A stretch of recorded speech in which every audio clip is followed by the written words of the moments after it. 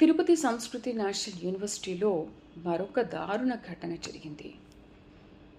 మళ్ళీ అక్కడ కూడా మహిళే బలైపోవాల్సి వస్తుంది.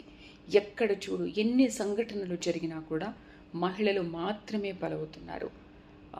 అంతకుముందు ఒక 6 months బ్యాక్ వరకు అబ్బాయిలు బలైపోతున్నారు అని చెప్పాం మనమే.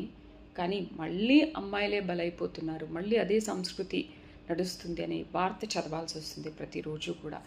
ప్రతిరోజు మహిళపై అఘాయిత్యం, మహిళ బలి, మహిళ చనిపోయింది, ఇలాంటి వార్తలే చదవాల్సి వస్తుంది. ఎందుకు మహిళలు పాపం వాళ్ళ బలహీనతని ఎదుటి వాళ్ళు మగవాళ్ళు క్యాష్ చేసుకుని ఈ విధంగా ప్రవర్తించాల్సి వస్తుంది.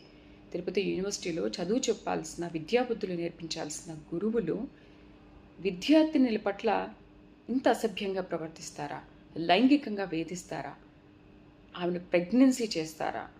ఏంటి, ఒరిస్సా నుంచి వచ్చింది, పోక్సో చట్టం పెడదామన్నా కూడా అవకాశం లేకుండా పోయింది. ఎందుకనంటే ఒరిస్సా నుంచి వచ్చాము, ఒరిస్సాలో ఉంటాం మేము, ఇక్కడ చదువుకుంటుంది, పోలీస్ కేసు పెడితే మళ్ళీ ఏమవుతుందో, ఏం జరుగుతుందో అని చెప్పి ప్రెగ్నెన్సీ వచ్చినా కూడా తల్లిదండ్రులు కేసు పెట్టడానికి చాలా ఆలోచిస్తున్నారు.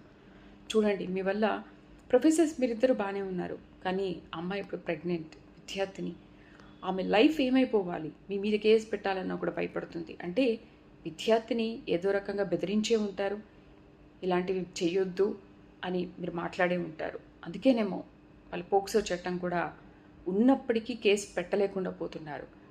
దయచేసి అమ్మాయిలు, మీరు ఇలాంటి వాటికి అసలు భయపడకండి. మీరు కేసు పెట్టండి, వాళ్ళ పని చేస్తారు. పోలీసులు వాళ్ళకి అసలు కోలుకోలేని దెబ్బ తగిలేలా చర్యలు తీసుకోవాలి, కఠిన శిక్ష వేయాలని మనం కోరుకుందాం.